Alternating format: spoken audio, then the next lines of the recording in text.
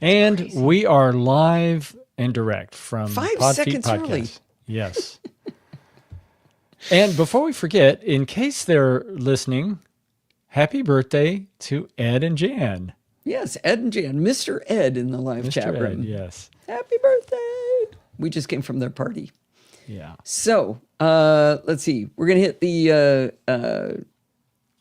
roll call as quickly as possible. We've got a pair of Bruces, a Frank, a Jill, a Lynn, a Sandy, a Steve, and a Zoe. Sandy's back from a quilting convention. What were you going to ask her? Well, I was going to mention, no, they don't share a birthday. Ed's is a couple weeks ago, and today was Jan's. Yeah. Or is Jan's. Close enough. I think it was about a week apart. Yeah. Yeah, we gave him a hard time. It's not as cool as ours. But try to top that. Yeah, exactly. Not that we compete on proximity of birthdays. All right, I'm going to kick in. All right, let's go. We're getting started. All right. Actually, I'm going to do a chapter marker here. But I think I'll make it 918 digital.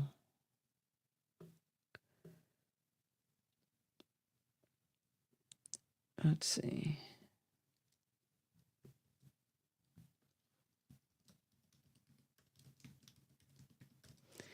Appearances.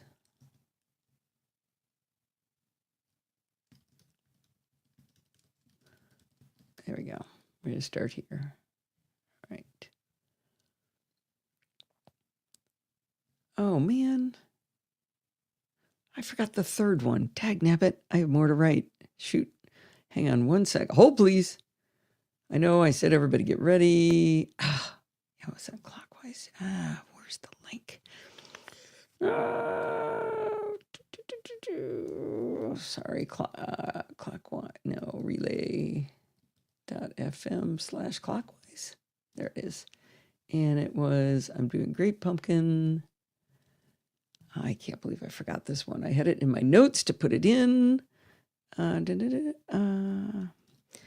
was also on the Clockwise podcast, number 626. I'm doing Great Pumpkin,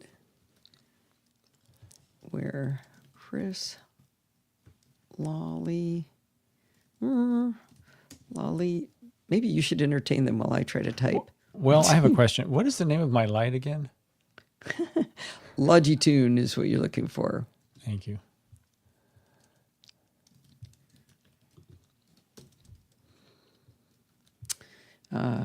Keep talking. Me? Yes. I'm in the background. No, I need you to talk so I can type. So we had a good time at their party. It was really well done at a local Italian restaurant, which we really like. And they had probably 20 or so folks, family and friends. And it was all laid out, all nice food. Oh, yeah. And we got to meet their little grandson, Harrison, for the first time. What a cutie. Really, yeah.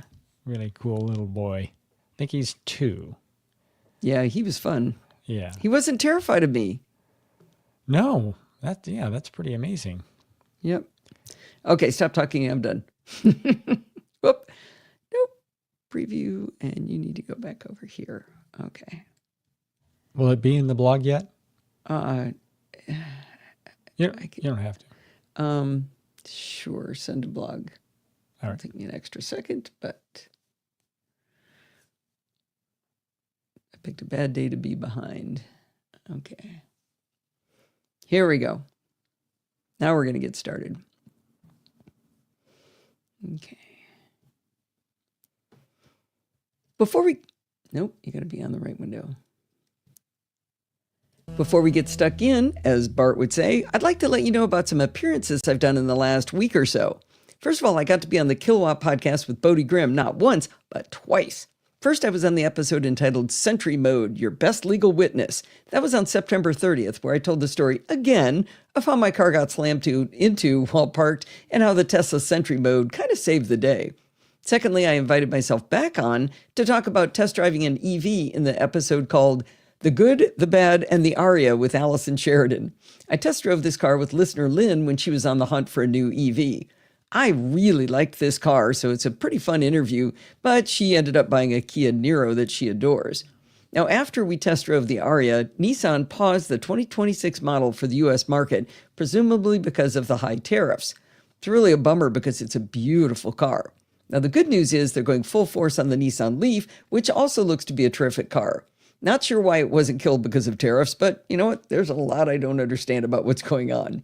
Anyway, if you want to hear me talk enthusiastically about a car you can't buy in the U.S., be sure to check out the Kilowatt podcast at 918digital.com or in your podcatcher of choice.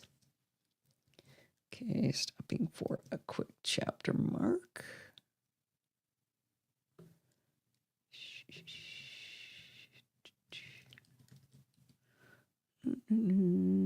Copy link. All right. I was also on the Clockwise podcast number 626 entitled I'm Doing Great, Pumpkin, where Chris Lawley, Dan Morin, Micah Sargent, and I talked about color e-ink displays, OpenAI's Sora, whether it's the end of the world, how we manage Mac menu bar icons, and how we feel about SlideOver coming back to iPadOS 26. You can find the show at relay.fm/clockwise, or of course, in your podcatcher of choice. All right. That wasn't too bad. That line about I'm doing great, Pumpkin, was because I think Dan called Micah Pumpkin in the show. I'm doing great, Pumpkin. It was good. All right, copy link. All right. And let's make sure I've got the latest of everything. I'm sure that's probably fine. Oh, I'm going to do a little bumper music here. Where's my happy upbeat kids thing? It's not a full article, but...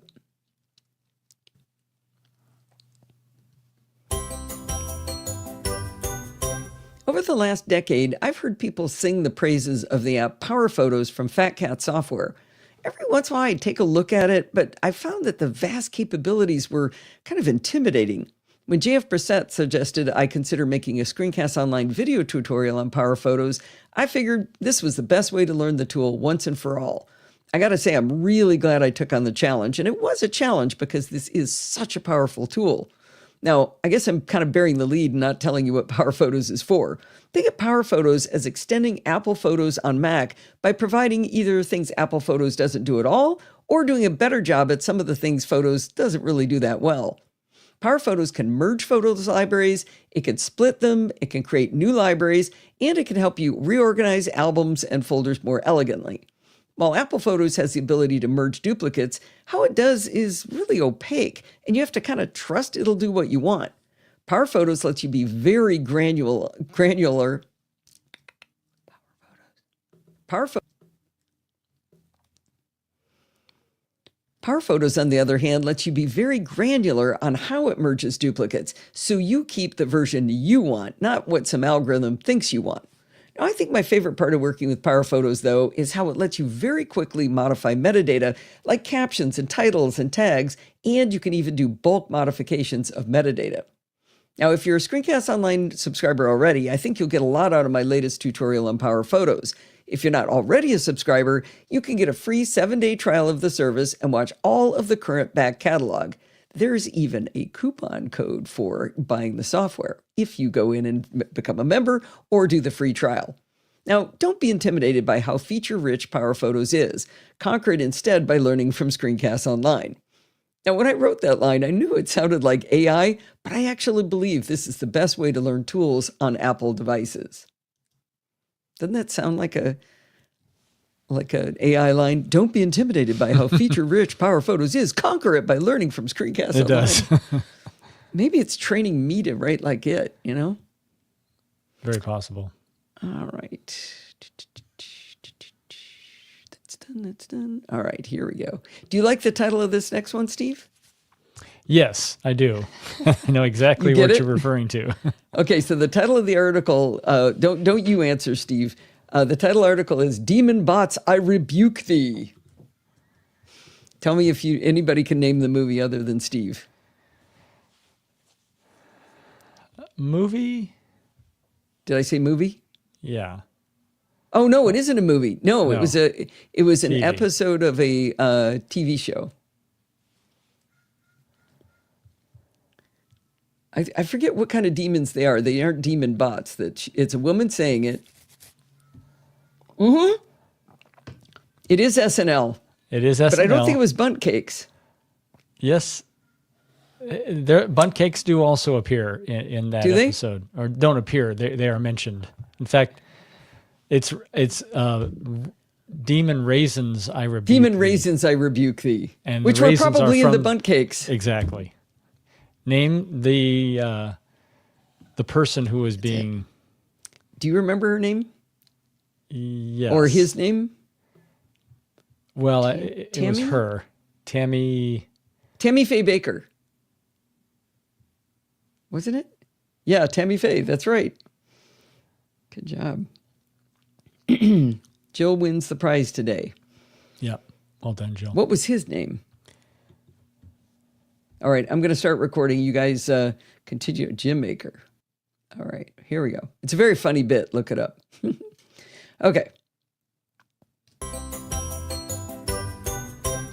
Podfeed.com is on a virtual server hosted by DigitalOcean. Bart and I have both been enjoying their services for quite a few years. Now, a couple of years ago, Bart convinced me to rent a second server to host the WordPress database, and this setup has been working great. But then a few months ago, I noticed in the DigitalOcean interface that my server's CPU was getting positively hammered from time to time.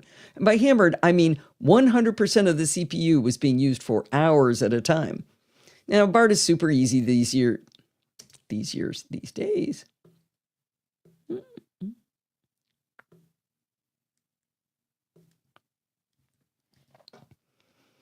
Now, Bart is super busy these days, so instead of bothering him, I spent some quality time with ChatGPT trying to figure out what was wrong. ChatGPT had me look at various log files and came to some conclusions, but it was during this discussion that I discovered that my server was on a deprecated version of Linux. ChatGPT kept telling me to run commands that I couldn't run, and when we tried to install them, we found out I couldn't even install them because I was on such an old version. That's when the awesome Teg Bushman stepped in and helped me perform what I like to call the Great Podfeet server migration of 2025. At the time, we debated whether to copy everything over as is or do a fresh install of WordPress, just in case that might stop the server slamming problem. In the end, we copied everything over.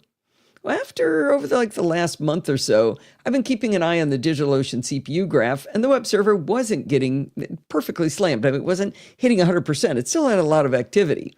But then I got an email from Mark Lorwald telling me that podfeed.com was down. Sure enough, it was, and when I looked at the graphs on DigitalOcean, it had been down for a day and a half. I can't believe nobody else told me sooner that it was returning a 502 bad gateway error. Well, I launched Core Shell, and I used Secure Shell to get into my server and restarted the Nginx web server, and it came back up. Now, while that fixed the symptom, I didn't know why the server went down. A bit after that catastrophic event, I realized that my new server wasn't able to automatically keep my WordPress plugins up to date. When I tried to do it manually, I was met with an error telling me I needed to enter my secure FTP credentials in order to proceed. While figuring out why my website went down and why my site keeps getting hammered are pretty important, out-of-date WordPress plugins are possibly the most dangerous thing you could do on the internet. Maybe reusing your passwords would be worse, but it's a number two. Anyway, I can't say a number two. That you're going to say phrasing. Maybe, reusing passwords would be worse, but it's a close second. I figured these problems might be interesting enough to tickle Teg into another playdate. Remember when he said he was sad we didn't have an excuse to have more playdates? He'll rue the day he said that. Well, the day Teg and I sat down to tackle these problems, to our great luck, my server just happened to be getting slammed again. Now, I say great luck because I'd not yet observed it happening even once since we'd done the migration to Rocky Linux. This gave us the opportunity to try to fix it, and if successful, we'd get instant gratification. We'd know that we fixed it. Now, think about it like you take your car into the shop, but when you bring it in, it's no longer making that funny noise.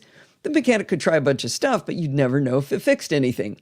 Ideally, it would make that horrific noise while you've got it in the shop. We started with 2 diagnostic steps that we'd used before, and which ChatGPT had also suggested. The first was to use the top command, and that shows you what processes are using the most CPU. It's essentially what you see when you use Activity Monitor on the Mac to find processes that are out of control. You can run top in the terminal on Mac if you'd like to see it for yourself. During this latest playdate, the top command showed us what it had shown us every time we looked at it, that about a dozen or more processes called PHP-FPM were all using maximum CPU percentages.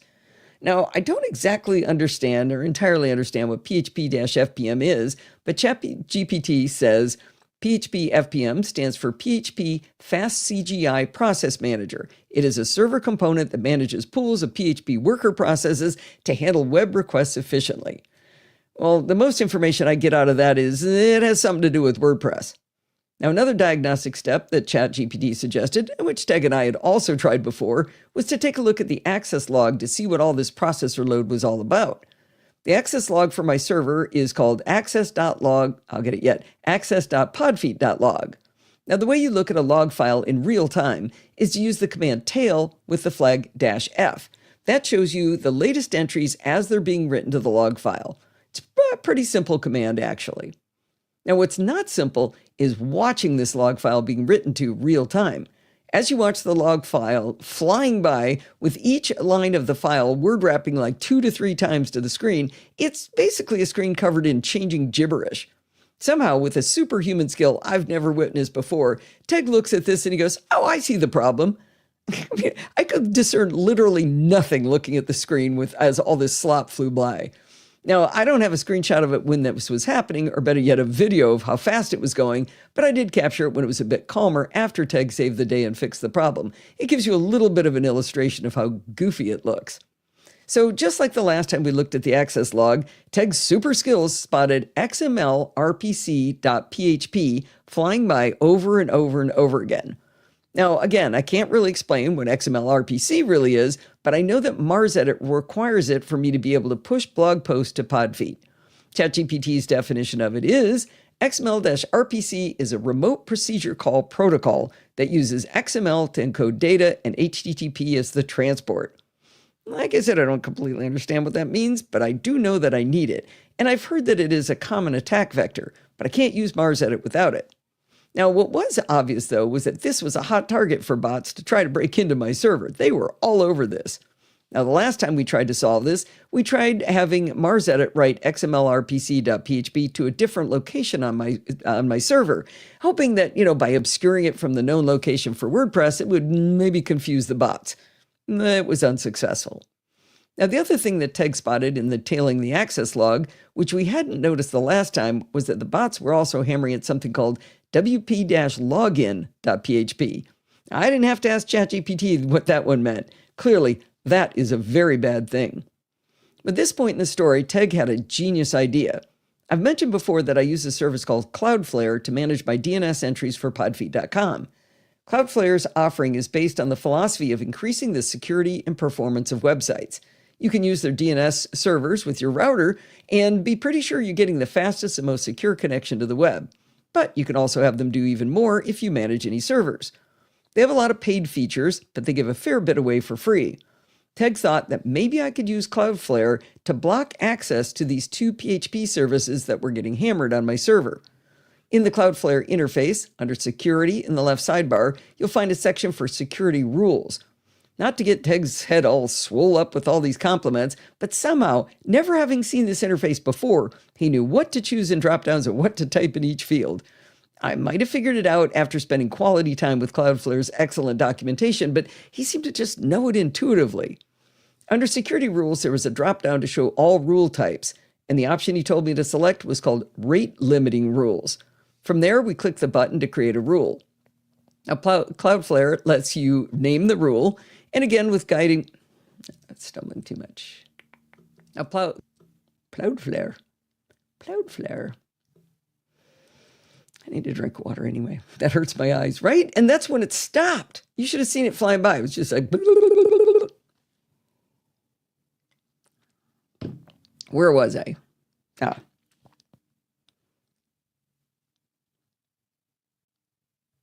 Cloudflare invites you to name the rule, and then again with Teg guiding my every move, we chose from the field dropdown URI path, and then for operator, we chose contains. And finally, for value, I typed in XML rpc.php. So we're looking at URI path contains this XML file. In retrospect, this does make sense. The XML RPC file they were attacking was defined by a URL of its path. So like I said, looking back, I understand what Teg did, but I don't know how he knew it ahead of time. Maybe because he does this for a living. Anyway, we ran into a limitation on paid versus free on Cloudflare when we tried to apply a rate limit. The section was entitled When Rate Exceeds, and then they have a drop-down for the number of requests, and then how long to block the requests. I could enter a pretty big number for requests, but I could only choose a period of 10 seconds. Now, that wasn't a big limitation since the bots were hitting that file at least a few times a second. So once every 10 seconds would catch all of it. So when it reached once every 10 seconds, it would reach that much right away. Anyway, if I had that, it would catch way more. I ad-libbed too much. Now, that was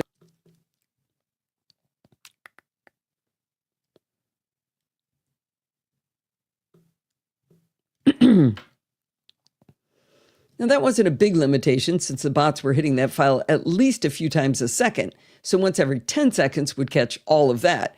And it would be way more often than I would hit XML RPC with Mars Edit. We ran into the same limit when we got to Then Take Action section. We chose block from the dropdown, but we could only block the requests for 10 seconds. We were hoping to block it for longer than that, but we were hopeful that this might still work. We also took a look at the options for paid accounts just in case this didn't work. If I have to pay for this service, you're going to get a much harder press for the panhandling section of the NosillaCast, I can tell you that. Now, the rate limiting rule section has the option to add more rules.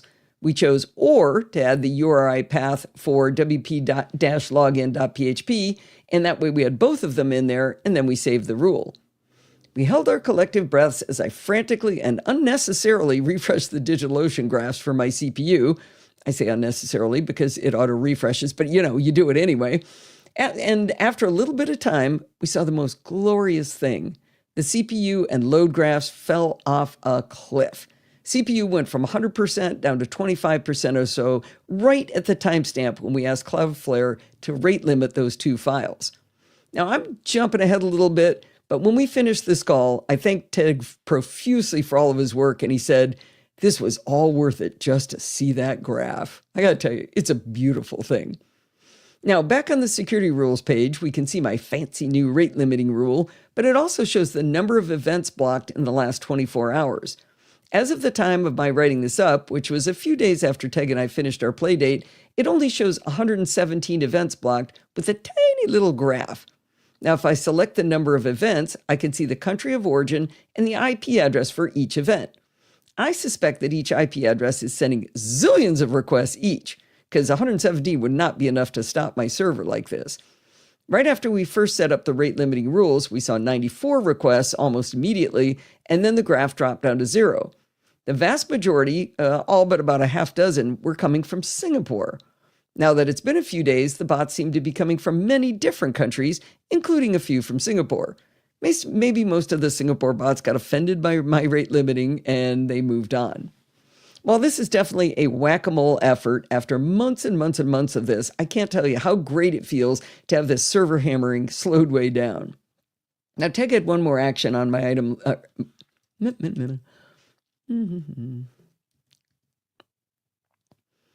Now, Teg had one more action item on my list, and that was to figure out why WordPress couldn't run auto updates to my plugins. Even I couldn't push the button in WordPress interface to update them without being hit by that request to supply my FTP credentials. Again, this was something I couldn't have solved on my own, and ChatGPT wasn't even any help. Teg guessed that Security Enhanced Linux, also known as SE Linux, which is what Rocky Linux is, was not giving permission to read and write to my WordPress directory. For the full-scale nerds, I dropped the command into the show notes that fixed the problem. In future, I plan on always blaming SE Linux when things go wrong, because this keeps happening. Gained a few pounds over the weekend? That's probably SE Linux's fault. Can't find my glasses? I bet SE Linux moved them. Goofed around too much on TikTok? SE Linux made me do it. Well, as soon as we beat SE Linux into submission, I was able to update my WordPress plugins to keep my site safe again. And I have one more thing. After I finished writing up this article, I pushed the Send to Blog button in Mars Edit. I had a lot of screenshots attached, but it seemed to take a little longer than expected. After about a minute, an error popped up saying it couldn't upload the file. Who knew? Did all of our great work to block bots from attacking XML RPC block MarsEdit itself? Well, I popped back over to Cloudflare. I clicked on the little graph showing the big spike in blocks and... Wait. Well, I popped back over to Cloudflare, clicked on the little graph that happened to be showing a big spike in blocks had just happened, and I opened the first in the list of IP addresses. Sure enough, it was my IP address. It even helpfully told me that the user agent was MarsEdit. I went into the rules and I changed it to 10 requests every 10 seconds from 1 request every 10 seconds. And that might be more than I needed and might start letting bots attack again. But I'm confident I can tweak that number until I can legitimately post to the blog from MarsEdit without any bots tailgating in behind me. I can definitely say I've now dropped it down to 5 requests every 10 seconds and I can still post and I'm still not getting any bots in behind me. The bottom line is that I know how incredibly lucky I am to be surrounded by a helpful community of nerds to help me out when I don't know how to do things. Teg has proven himself to be a peach of a human being whom I'm happy to call my friend. He never makes me feel stupid or even unknowledgeable when he pulls off these feats of genius, and he seems to genuinely enjoy helping me. Here's each of my fingers and toes crossed that we finally banished these demon bots for good. Demon bots, I rebuke thee. So I noticed all of the images now have a different background, kind of a bluish solid background. I was messing around with that. What I used them indiscriminately in this entire post, but what I'm messing around with is, and there will be an article on this next week, is that if you take a normal screenshot now, like with Shotter or CleanShot X of the new rounded windows in Tahoe, you end up with a little wedge in the corner. So you get a squared off screenshot, but a rounded window on it. And it looks really stupid. If you turn on the drop shadow, it doesn't show. But the drop shadows are always really big. So what I'm probably going to start doing is putting rounded borders on like this. But make them match the radius when I take the screenshots. I'm not going to do it on all of them, but if it's a full window screenshot, I think I'll probably have to do that or else it ends up looking real stupid. So, and the other comment is, I am amazed that Teg could, out of this, I reposted it, out of this scrolling by, he picked up the salient text.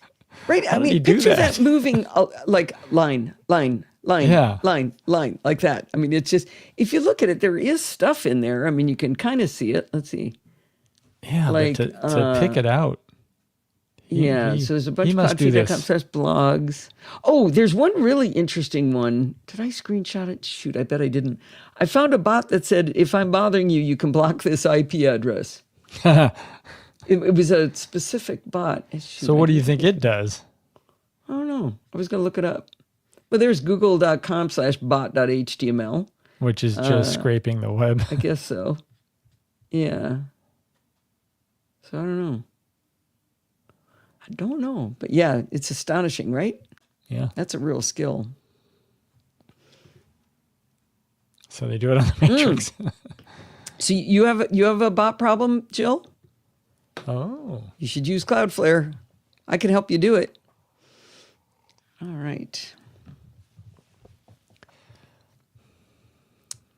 What do they call that? When you pass it on? Oh, pay it forward? Pay it forward. Yeah. I was going to give you these back, but I'm glad I didn't. I still have them here. Take my toys out. Is this yours? We need to ask you this. Honey, it's a double-ended USB-C to USB-C. It is. Okay. I don't think that was fine. I think you have the female version of that. No, you have the female version too. Oh, well then that I think came with the multimeter or maybe that's where it was, but how does it fit in there? I thought there was another slot. Maybe it's the other one. Maybe it was the cable tester. Oh, it might have come with the cable tester. Let me see that one. We're going to talk about some fun toys. Let's see. Does that have a slot in there? No, that didn't have space for it I thought one of them did. No. All right, I'll take it. Yeah, we'll just put them both with you. I think that'd be better. All right. All right. Oh, shoot. Would you go downstairs on the kitchen counter? I think it's on the end of the peninsula is the Kindle. Oh, just the display? Shh. Or you want the whole Don't ruin thing? the story. Oh, sorry. Just disregard what I said. Do you want I want a the piece Kindle. of the Kindle? Just go get the shush. I want the Kindle. Okay, I'm going to start while he's talking. Okay, here we go. Oh, whoa, happy upbeat kids music first.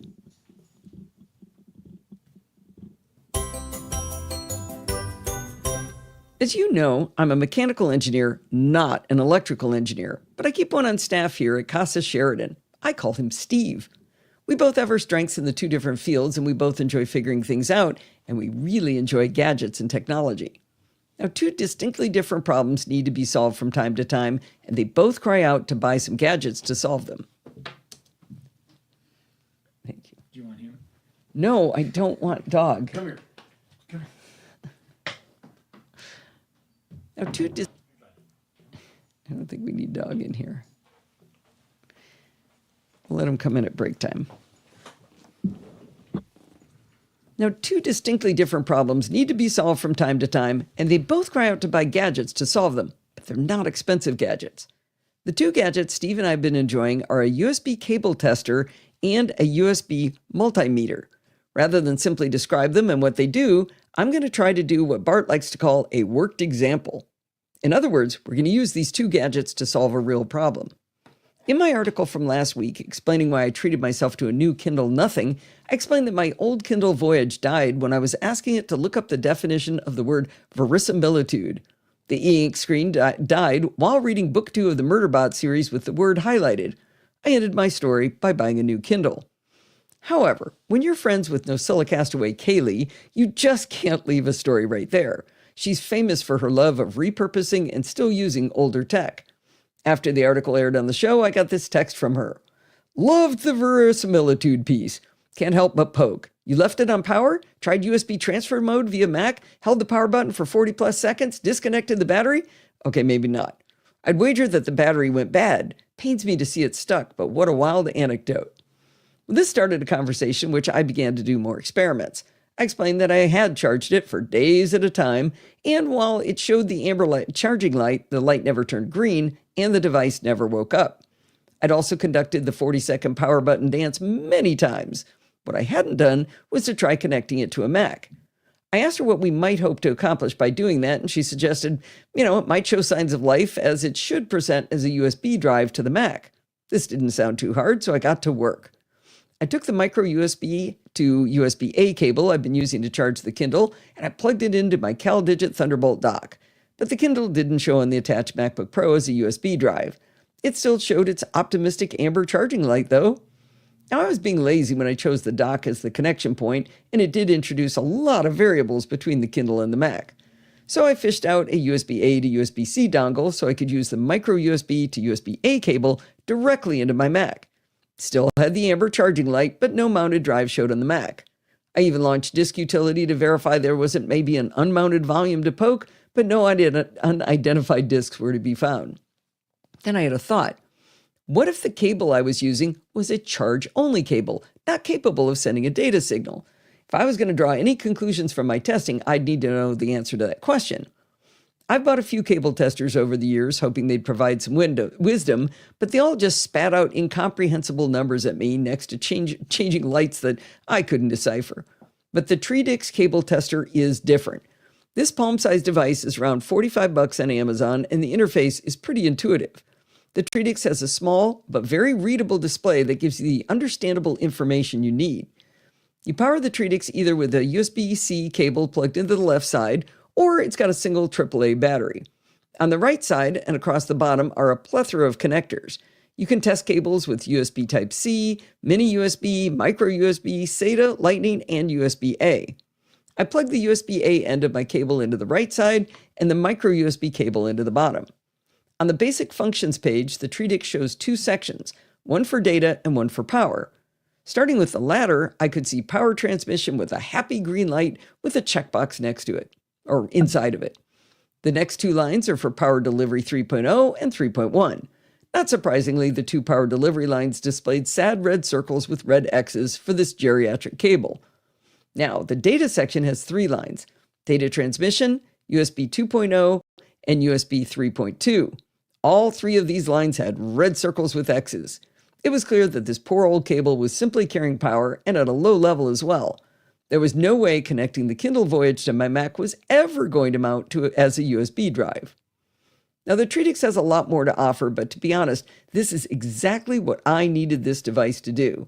If you'd like a page listing what I think is all the pins on the connector, along with non-human friendly abbreviations like VBUX and TX1-, all with green and red lights, you go girl, because the Treatix has it for you. I'm guessing Steve might know what these mean, but I sure don't. Now, there's a resistance test too, but I don't know what to use that for either. However, armed with the basic functions on the Treatix showing USB transfer rates and power delivery levels, I have this dream that one day I'll go through all my current USB cables and label which ones can do power delivery and which ones provide higher speed data transmission. That dream has not yet come to pass. For now, having the Treatix cable tester handy to test on demand is good enough for me. I told Kaylee about my cable tester and my results with the old micro USB cable I'd used. It was clear I'd need to find a more capable cable. Luckily, many years ago, I took all of my cables and I put them into separate labeled Ziploc bags so I could easily find the ones I needed. It's really nice if you're fishing for one type of cable, you only have to fish through all the ones of that exact format. Believe it or not, I have kept up with that practice all these years, and in just a few seconds, I found my micro USB cable stash, and the first one I tested also carried USB 2.0, but not 3.1 or 3.2. The sad news is that even with this more capable micro USB cable, the Kindle Voyage still didn't mount on my Mac. I popped over to iFixit to see if they had any wisdom on how to diagnose a Kindle Voyage that was this particular type of dead. They did not, but as you would expect, they had a nice teardown along with tutorials on how to replace various components. I was texting with Kaylee throughout this research, and she was the opinion that the most likely failed component was the battery. We poked around on the internets and we found some replacement batteries for as low as $25. She suggested that before I make such a vast investment, I open the Kindle up and simply reseat the battery first. And that sounded like grand fun to me. I'm not a fan of taking apart expensive, still mostly functional hardware, but I do love to disassemble something that is essentially dead on the chance of bringing it back to life. But before doing this, I thought it'd be good to know for sure if the battery was charging. If it's accepting a charge, then reseating it wouldn't solve anything. This brings in our second... I can't look down and record at the same time. Need to save anyway. This brings... Okay, how many people have already bought that? Did you give them the link for that? Yes. Good.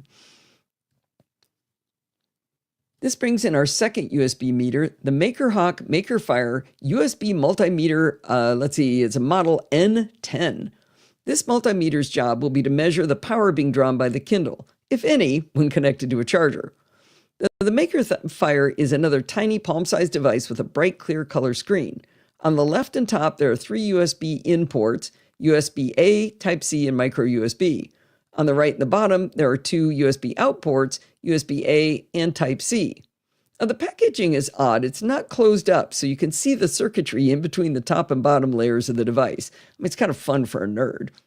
Now, the multimeter will be placed in line between your power source and the device that should be drawing power. In my worked example, I plugged a large battery into the USB in port and then another USB cable from the USB out into the Kindle. As soon as a power source is attached to the MakerFire, the battery in my case, the display lights up and shows you the volts from the power supply, which is a measure of the electric potential. At this point, the device will show 0 amps, which is the measure of current being drawn because nothing's drawing the current yet. It's not until you attach something to the other side to start drawing power that the amps value will be showing you anything other than 0. While I had the battery and Kindle plugged into the respective sides, the MakerFire showed around 4.9 volts and 0.4 amps. It seemed promising. Oh. Let's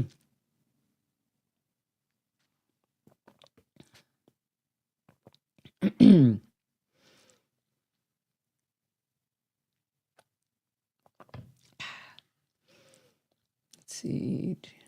While I had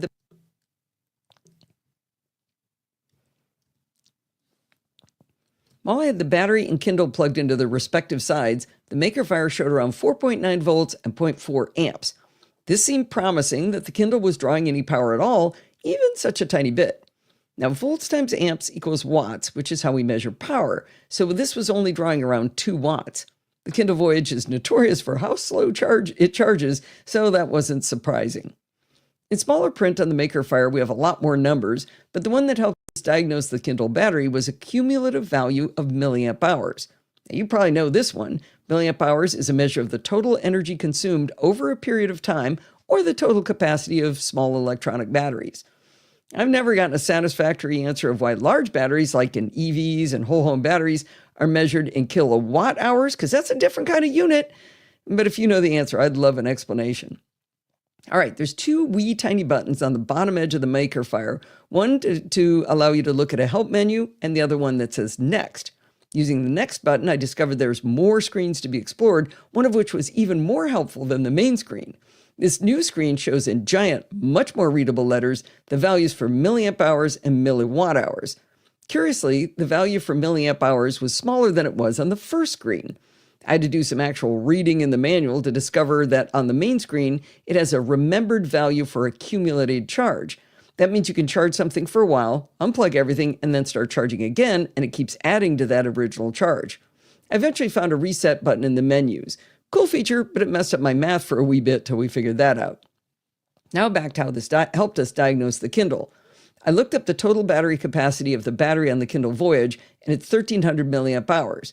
Now, we think the Kindle battery is charging because it's drawing power, but the only way to be sure is if the charge level stops at something around 1,300 milliamp hours. Now, it might stop sooner if the aging battery has a lower capacity, but it definitely shouldn't go much past 1,300 milliamp hours. The Maker Faire also displays elapsed time, and I went back to check on it after 4 hours. The Kindle had supposedly added 1,468 milliamp hours to its 1,300 milliamp hour battery. That was suspicious. Now, we left it overnight, and that value just continued to climb. We finally stopped the experiment when the Maker Faire showed a value of nearly 2,800 milliamp hours had been delivered over 15 hours. It was pretty clear that the circuitry on the Kindle was drawing power, but it couldn't have been going into the battery. Steve surmised that there could be maybe a partial short or resistive path somewhere in the charging circuitry that was allowing power to be drawn. He also pointed out that the power should be converted to heat in the Kindle, but at this low current level, it wasn't noticeable. Before I continue with the Kindle part of the story, I should mention that the Maker Faire can even draw graphs for you. It plots the volts versus time on one page and amps versus time on another page. We didn't catch a photo of it right when it happened, but we actually saw the graph drop from 0.4 amps down to 0.2 amps at one point. Now, it's amazing how much information they provide on this nifty little USB multimeter. Now, I told Kaylee about our results, and she still thought it was worth cracking it open and reseating the battery on the Kindle. I didn't think there was much chance of success, but it sounded like fun. Armed with an iFixit toolkit filled with tiny screwdriver bits, spudgers, and tweezers, I got to work. Or I should say we got to work. Steve and I were doing this together. The first step in the guide explains how you have to pry off this shiny trapezoidal cover at one end. I read the iFixit guide along with the comments, which between them explained that it's stuck down really hard with adhesive. The spudgers they said to use were way too thick to ever get this thing open, but my kit also includes a metal spatula. Since I wasn't too worried about permanently breaking anything, I went to town and finally got it unglued. Now, the next bit was pretty easy, 4 screws to remove and slide the main cover off, revealing, among other parts, the battery in question. Now, I found the itty-bitty connector for the battery, and I gently pried it up. It came up suspiciously easy. When I pushed it back down, it made a click, and pushing it a little harder, it clicked again. I thought, wow, maybe this is a good sign. With it still disassembled, I plugged the Kindle back into the battery with my trusty Maker Faire multimeter in line, and I waited until around 400 milliamp hours, which should have been like 30% of a full charge, and that was supposedly how much had gone into the battery. So I then did the hold it really hard to push down button for 40 seconds dance, and then tried to start the Kindle, and verisimilitude stayed highlighted on screen. Well, it was a fun experiment. But Kaylee wasn't yet convinced. She suggested using a multimeter, the kind with probes for electrical circuits, to see if there was any power in the battery. Steve normally loves any opportunity to play with his multimeter, but he was dubious that this would work. In order to explain why, I get to bring in another very important piece of tech we deployed on this task, and that's the iPhone 17 Pro. We use the 4X camera on the phone to be able to even see the pins on the connector. I know I bought... Nope. Oh, you've been going... Oh, need save. Oh, thank you. Good job. I know...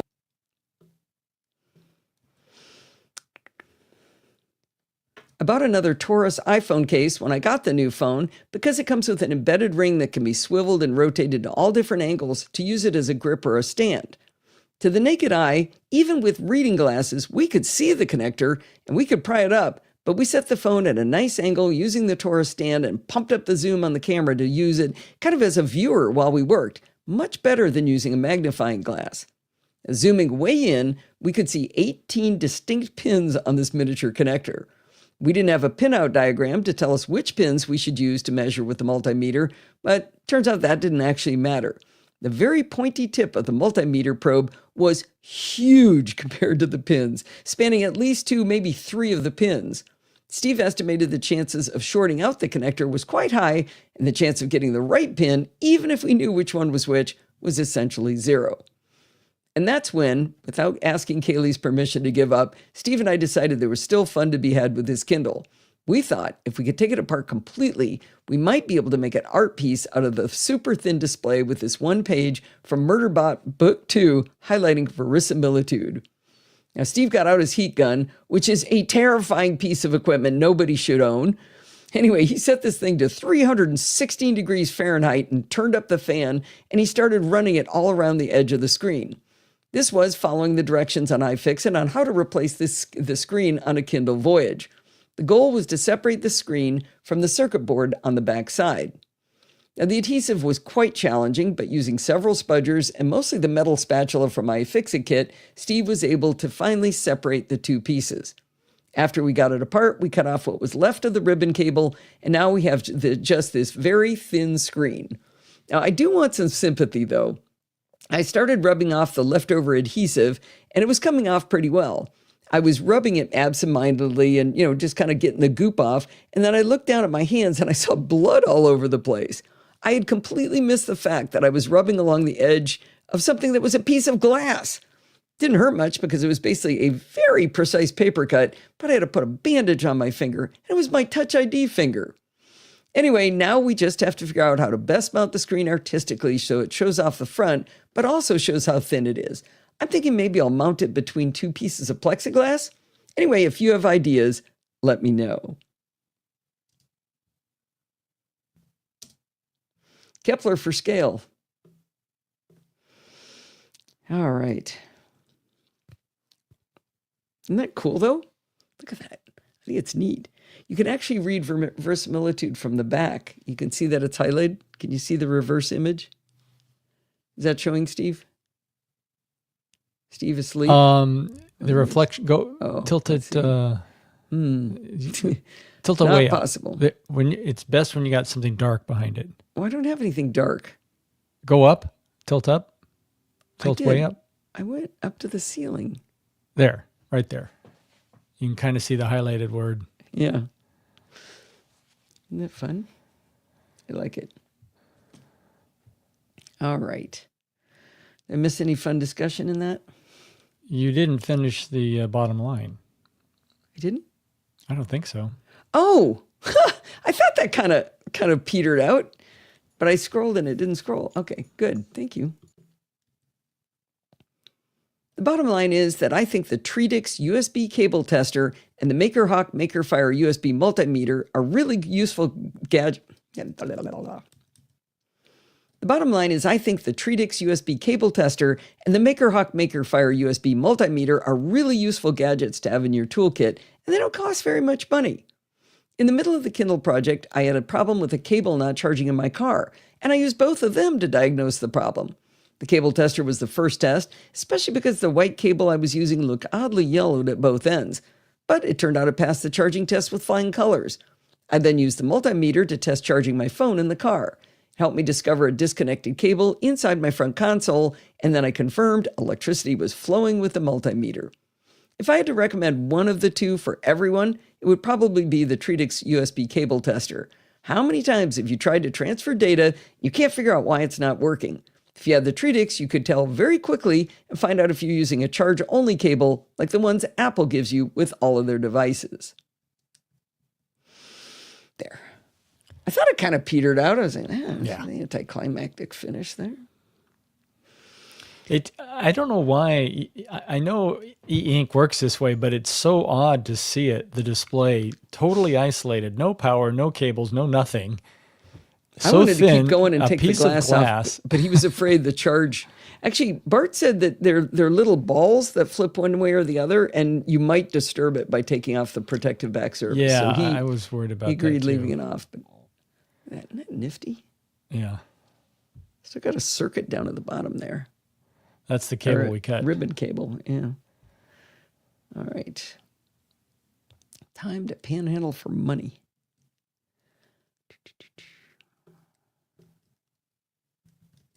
I think I might actually make the... I'm close to making the time. We might get out on time, kids. All right, here we go. Nope, money. Money. I like the shorter money jingle.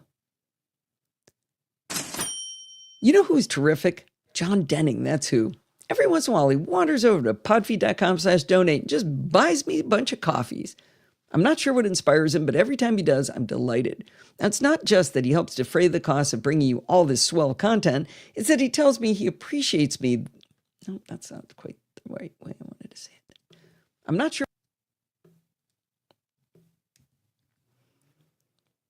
sure what inspires him, but every time he does, I'm delighted. It's not just that he helps defray the cost of bringing you all this swell content. It's that it's telling me he appreciates the work we do here.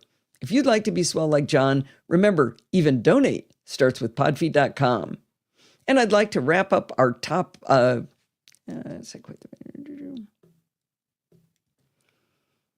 Let's also wrap up our list of all the patrons, and these are the ones from 2024 and 2025. Richard, Christopher, Bruce, Lewis, and Zoe. Thank you so much to all of you for supporting the show. Sounds like we might have a couple of those folks in the chat room. I think we do. We got some Bruces here. We definitely got a Zoe. There probably aren't too many of those. Yeah, I don't know if this is the right Zoe. It might be the other Zoe. Could be. The Zoe that likes tea. That sounds horrible. All right. Ooh, chapter mark. What's that? Thank you, Zoe. Tea. I think it's something you put in whiskey. Yeah. Let's see. Copy link. Bart and I have recorded a chit chat that is so fun. But you don't get to hear it for a while. Yeah. Ooh, there we go. I don't know when I'm going to play it. Might play it. We're going to go to Texas for a week, and doing anything podcast related is really challenging at Kyle's house because there's 3 of those little kids running around, and their house is filled with hardwood floors, so it's impossible to record. Do you have a cat? Yeah. I can hear purring. Grace is up here. Oh, yeah, I can see her. Hi, Grace. Let me see. I think I want those over a little bit more. That's interesting. Oh, let's play a blip. Here's your blip, Steve. Blink. Wait. Blink. I didn't see it. Oh, for the love of Pete. One more time. Blink. Yes. Now it's validated. Kitty. I have something I'm going to write up for this show that I should have written up a long time ago. It's going to take me about 15 seconds to review this thing. If you have a cat, look at this thing. It's a little brush to brush all the dust and hairs out of your laptop. Don't you have a little vacuum? Yeah, but it's not good for dust in the keyboard and stuff. Oh. Bart saw me go like that at my keyboard, and he said, "You need to buy this," and he's right. It's really it's a fun fidget thing too. I don't have one. I know. I should get you one. Okay, let's see. That's Bart. No, that's me. Get rid of me. Get rid of him. Move him You got up. nothing left. No, I got all this great stuff. And move us maybe like right there. How's that look? Okay, let's hear how this. For supporting the show. Gotta dance. Anybody else out there dance when that plays? Well, it's that time of the week again. A little slow.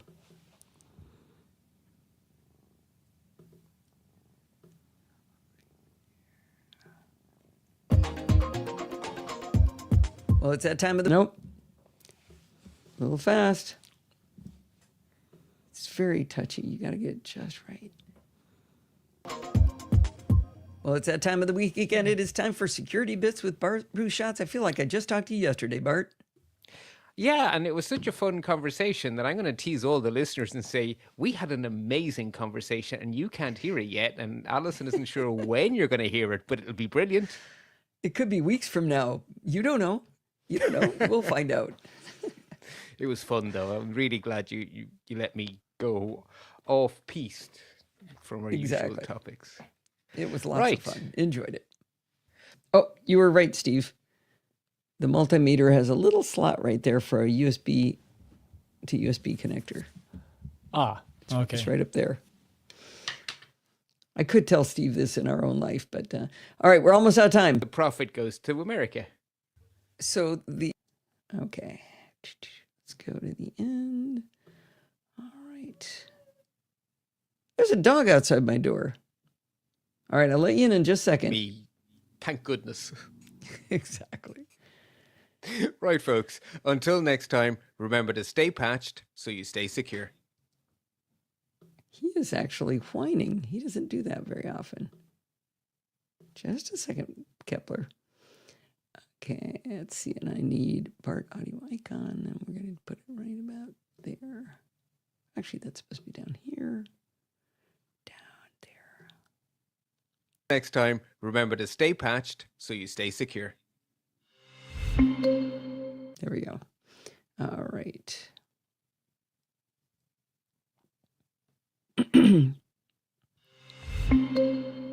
Well, that's going to wind us up for this week. Did you know you can email me at allison@podfeed.com anytime you like? If you have a question or a suggestion, a dumb question's even better. Send it on over. Remember, everything good starts with podfeed.com. You can follow me on Mastodon at podfeed.com/Mastodon. If you want to listen to the podcast on YouTube, podfeed.com/YouTube. If you want to join the conversation, you can join our Slack community at podfeed.com/Slack. You talk to me and all the other lovely NosillaCastaways in there. You can support the show at podfeed.com/Patreon or with a one-time donation at podfeed.com/donate, like John. Or you can use podfeed.com/PayPal. And if you want to join in the fun of the live show, head on over to podfeed.com/live on Sunday nights at 5 p.m. Pacific time and join the friendly and enthusiastic NosillaCastaways. Thanks for listening and stay subscribed. I'm going to make it. Hurry, Steve. Kevin's not here because he doesn't care about the show anymore. And so count your chapter marks. I did one chapter mark for Bodhi. I didn't do two. Okay. Thanks for listening and stay subscribed. Well, okay. What about the other two appearances? Did you do chapter marks for those? You did clockwise and, well, I guess two Bodhis and a clockwise? Yeah, so it's one Bodhi link, one clockwise link. Okay. Well, 7? Maybe. Yes. Okay. 7. All right, that's your meaty show, hour and a half. Yeah. You can sink your teeth into that one. Oh, that's right. Sandy will be out. When I worry about her next week, remind me that she told us. Okay. Congratulations. She has a hall pass. Screencast love? What was that? You love the screencast? Yeah, congratulations, Sandy. And apparently they love the woman. So that's all good news. Well, it is 5:59, Steve. I think we should call it. I think we should. It was a good show. And thank you all for joining us. Chat room. Oh, good. Screencast Online is wonderful. Excellent. That's good. All right, everybody. Oh, wait. We promised Kepler he could come in. Hang on. Okay. You don't have to stay, but he wants to come in. Hi, buddy. Hi, buddy. Come here. Come here. Oh! He weighs 52 pounds. Oh, 53 pounds now. He's getting really hard to lift. I don't know how much longer I can do this. Hi, buddy. Hi. Hi. Hi. He's so cute. Oh! Okay. He probably just wants dinner. Yeah. All right, everybody. I think we are set. Thank you We for are. coming. Bye. Bye. Hanging up.